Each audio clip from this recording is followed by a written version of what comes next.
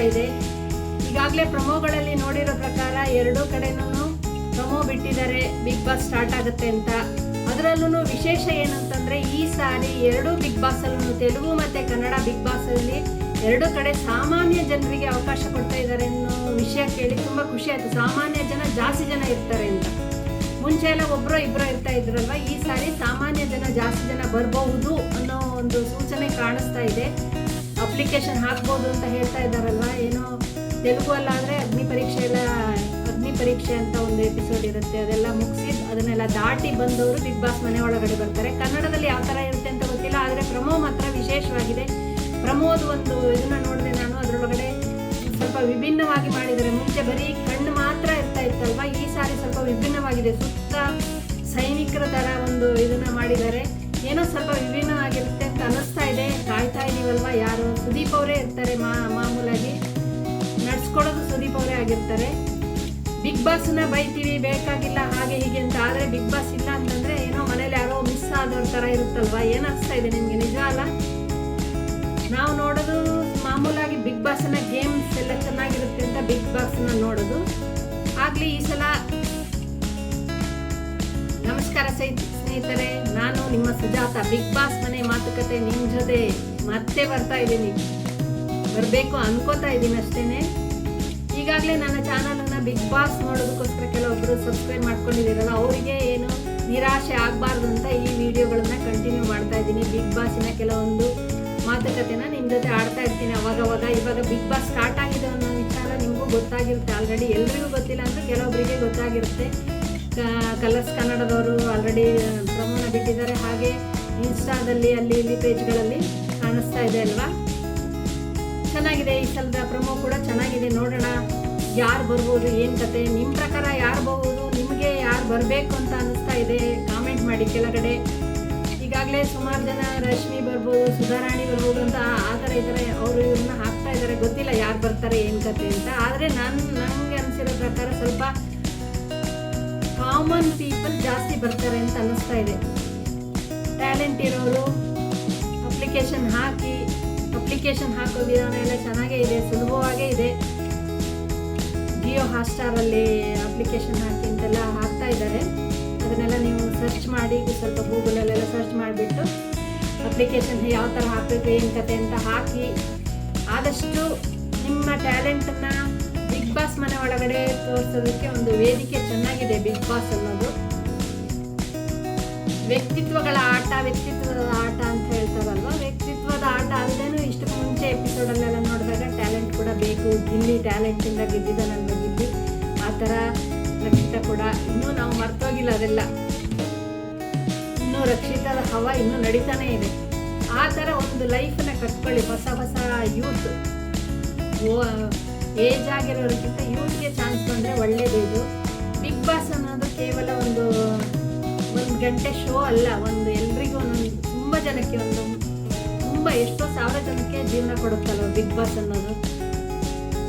ಬೇಗ ಶುರು ಆದರೆ ಒಳ್ಳೇದು. ಆ ಫ್ಯಾಮಿಲಿಗಳಿಗೆ ಎಷ್ಟು ಹ್ಯಾಪಿ, ಎಷ್ಟು ಖುಷಿ ಇರ್ಬೋದು.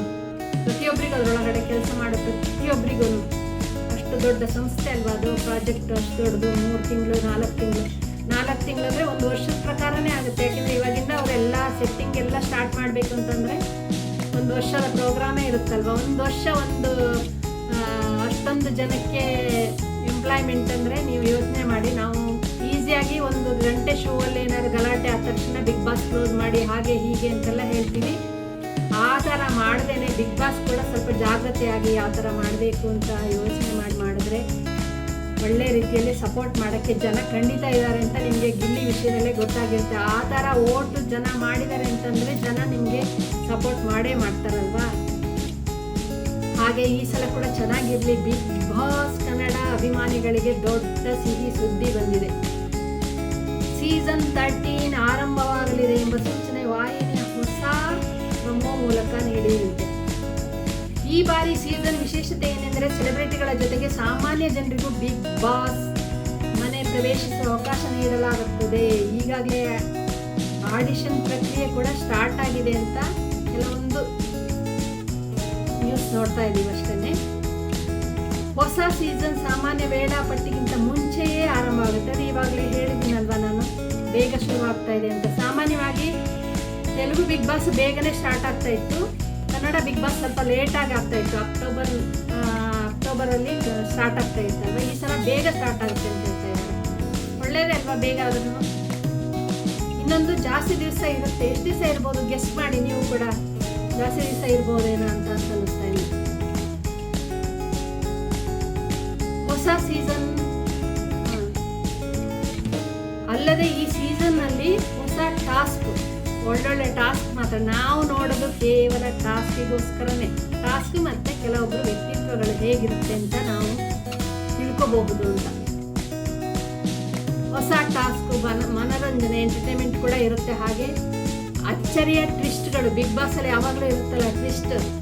ಯಾಕೆಂದ್ರೆ ಆ ಪ್ರಮೋದಲ್ಲಿ ನೋಡಿದ್ರೆ ಗೊತ್ತಾಗುತ್ತೆ. ಪ್ರಮೋನೇ ತುಂಬಾ ಚೆನ್ನಾಗಿದೆ. ಪ್ರಮೋ ನೋಡಕ್ಕೆ, ಪ್ರಮೋದಲ್ಲಿ ಇದು ಏನಂತಾರಲ್ಲ ಕಣ್ಣಿಂದ ಇದಿರ್ತಲ್ವ, ಅದು ತುಂಬಾ ಚೆನ್ನಾಗಿದೆ ನೋಡಕ್ಕೆ. ಇದು ಬಿಗ್ ಬಾಸ್ ವಿಶೇಷ. ನಿಮ್ಮ ಅಭಿಪ್ರಾಯನ ಕಾಮೆಂಟ್ ಮಾಡಿ.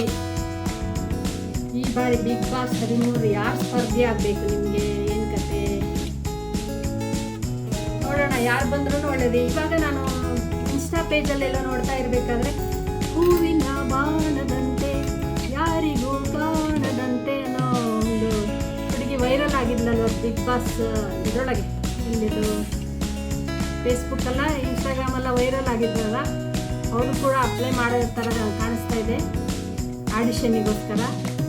ಆಗಲಿ ಬರಲಿ, ನೋಡೋಣ ಹೇಗಿದೆ ಏನು ಕತೆ ಅಂತ. ಅವರಿಗೂ ಒಳ್ಳೇದಾಗುತ್ತೆ ಆಗಲಿ ಅಂತ ಹೇಳ್ತಾ, ಇನ್ನೂ ನಿಮಗೂ ಏನಾದ್ರು ಟ್ಯಾಲೆಂಟ್ ಇದ್ದರೆ ಈಗಲೇ ಬಿಗ್ ಬಾಸ್ ಹೇಗೆ ಆಡಿಷನ್ನಿಗೆ ಅಪ್ಲೈ ಮಾಡಬೇಕು ಎಲ್ಲ ಕತೆ 3 ಮಿನಿಟ್ಸ್ ವಿಡಿಯೋ ಮಾಡಿ ಹಾಕಬೇಕಂತೆ. ಅದು ಯಾವ ಥರ ರೂಲ್ಸ್ ಎಲ್ಲ ಇರುತ್ತೆ ಅದನ್ನೆಲ್ಲ ನೋಡಿಬಿಟ್ಟು ತಕ್ಷಣವೇ ನೀವು ಅಪ್ಲೈ ಮಾಡಿ. ನೀವು ನಿಜವಾಗ್ಲೂ ಇಂಟ್ರೆಸ್ಟ್ ಇದ್ದರೆ, ಲಕ್ ಇದ್ದರೆ ಬರ್ಬೋದು, ಗೊತ್ತಿಲ್ಲ ಯಾರಿಗೆ ಬರುತ್ತೆ ಏನು ಅಂತ. ಈ ಒಂದು ಅವಕಾಶನ ಮಿಸ್ ಮಾಡ್ಕೋಬೇಡಿ ಅಂತ ಹೇಳ್ತಾ ಇವತ್ತಿನ ವಿಡಿಯೋನ ಮುಗಿಸ್ತಾ ಇದ್ದೀನಿ. ನೋಡೋಣ ನೆಕ್ಸ್ಟ್ ವಿಡಿಯೋದಲ್ಲಿ ಸಿಗೋಣ. ಬಿಗ್ ಬಾಸ್ ವಿಡಿಯೋದಲ್ಲಿ ಅಲ್ಲದೇ ಬೇರೆ ಬೇರೆ ವಿಡಿಯೋಗಳಲ್ಲಿ ಕೂಡ ಸಿಗೋಣ ಅಂತ ಹೇಳ್ತಾ, ದಿನ ಒಂದೊಂದು ಥರ ಬರ್ತಾ ಇರುತ್ತೆ. ಸುಗಮ ಕ್ರಿಯೇಷನ್ ಚಾನಲನ್ನು ಸಬ್ಸ್ಕ್ರೈಬ್ ಮಾಡ್ಕೊಂಡಿಲ್ಲ ಅಂತಂದರೆ ಈಗಲೇ ಸಬ್ಸ್ಕ್ರೈಬ್ ಮಾಡ್ಕೊಳ್ಳಿ. ಪಕ್ಕದಲ್ಲಿರೋ ಬೆಲ್ ಐಕಾನನ್ನು ಒತ್ತಿ. ನಾನು ಹಾಕೋ ಹೊಸ ವಿಡಿಯೋಗಳು ನಿಮಗೆ ಬರ್ತಾನೆ ಇರುತ್ತೆ. ಇಷ್ಟಕ್ಕೂ ಮುಂಚೆ ವಿಡಿಯೋದಲ್ಲಿ ಬಿಗ್ ಬಾಸ್ ವಿಡಿಯೋಕ್ಕೆ ಸಪೋರ್ಟ್ ಮಾಡಿದ್ರಲ್ಲ, ಈ ಸಲ ಕೂಡ ಸಪೋರ್ಟ್ ಮಾಡಿ ಅಂತ ಹೇಳ್ತಾ